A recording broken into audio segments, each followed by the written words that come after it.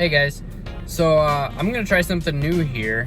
We'll do this sort of like a vlog style, but anytime I see some cool or exciting news that pertains to cars, I think I'm gonna try and make a video on it, and that way I can get the reactions and what you guys think.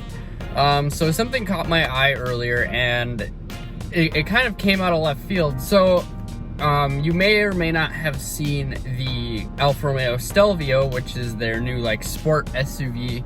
And it's around the same size probably as the Ford Edge, maybe a little bit smaller, but Alfa Romeo is an Italian company, and they work with Ferrari a lot for some of their projects, and they have a long history in rally and racing and all that kind of stuff, but we didn't really get a whole lot of Alfa Romeo in the United States. It was definitely more of a European market.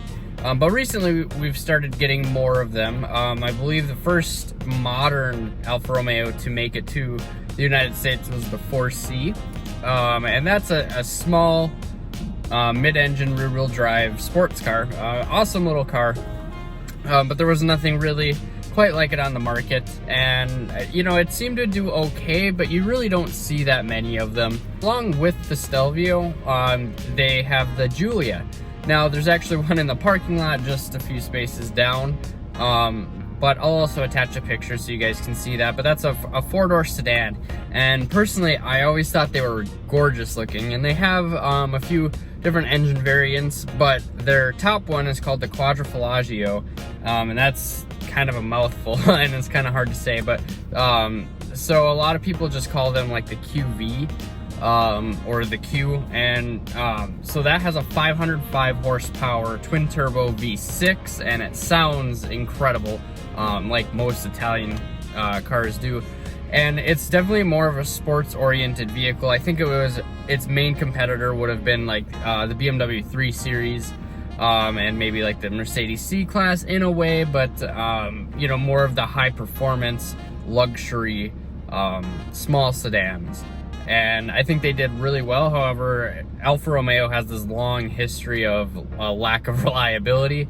But you know what? I've seen them in Detroit, and I've sat in them, and everything felt amazing. So why I'm telling you all this is because the Giulia was one of my favorite cars to come out in the past few years, just based on its looks, its performance, the sound. I mean, it just all around is an awesome, awesome car. Well, now Alfa Romeo officially released that they are coming out with what's called the GTV. So the GTV will essentially be a two-door version of the Giulia, and the pictures I saw on Car and Driver, so I'll attach those. It looks just absolutely insane. It has to be my favorite car to come out with even just concept pictures. This isn't really a concept. This is more of a production vehicle. I mean, there might be a few tweaks and everything, but this is by far my favorite styling for any new vehicle that's coming out. And I think we'll start hearing more about this in the coming year. I believe it's set to release early in 2021. But there have been some rumors about its performance, so we'll talk about those next. So the GTV is expected to share a lot of the same powertrain with the Giulia, being that it's based on the same platform. So the base engine would be a 2-liter inline-4 turbo that makes about 280 horsepower, which is a pretty respectable number for a car in that class from its base engine. That's pretty good. And then it can go all the way to the top of the line, like the current Giulia QV has, the 505 horsepower twin turbo V6.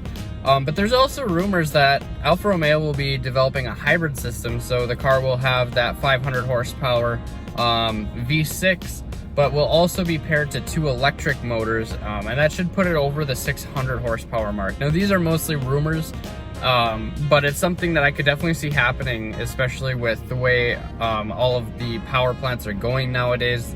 Hybrid technology is really taking off, so I wouldn't be surprised if that would happen. As far as transmission options for the GTV goes, we can expect to see the 8-speed automatic that's from the Giulia make its way into the GTV, but also in this picture of the interior that I have, I do notice a manual transmission, so that would be awesome if they kept that. I think a car that's going to compare to like an M4 Coupe and other vehicles along in that performance car segment really needs that manual transmission to stay more enthusiast focused. Those are typically the people that can buy those cars or that are looking for something two-door and sporty without going to something insane. Now, as far as styling goes, as you can see side by side, they look very similar, the Giulia and the GTV. However, you can see the GTV got a little bit of a reworked headlight, and I think that looks really, really aggressive. And honestly, I definitely prefer the two-door version to the four-door. All of the lines flow just a little bit better in my opinion. And in the back, you can see, you know, more of the sloped, smoother lines on the coupe. But as far as like taillights and everything goes, those are the exact same, pretty much as the Giulia, which is okay, because like I said, I think the Giulia is a fantastic looking car. So as far as pricing goes for this car, we're hearing that you can probably expect to have prices start a little bit higher than the Giulia did. So, you know, probably in the low 40s somewhere.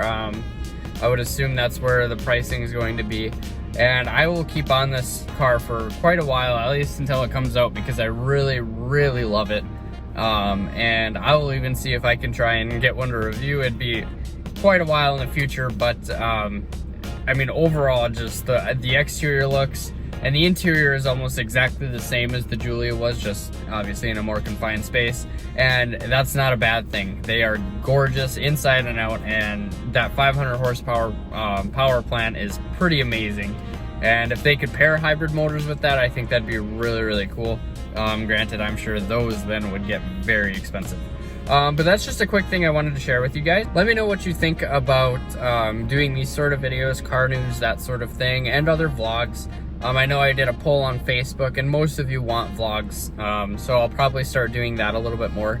But just let me know what you think about me doing like these overviews of like upcoming vehicles or vehicles that I can't quite get my hands on at the moment. And then also just tell me if you guys have any other suggestions, if you liked this, what you think of the GTV. I would love to hear your opinions, because everyone likes something different, and to me this is my favorite car to come out in quite a while. So make sure you check out the website as well, redlinemedia.org, and I do have shirts available. My girlfriend makes them herself, so if you want a shirt, shoot me a message, let me know. I'm also going to work on creating like Google Forms or something. I think that might help a little bit more with the process, so I can get sizes, colors.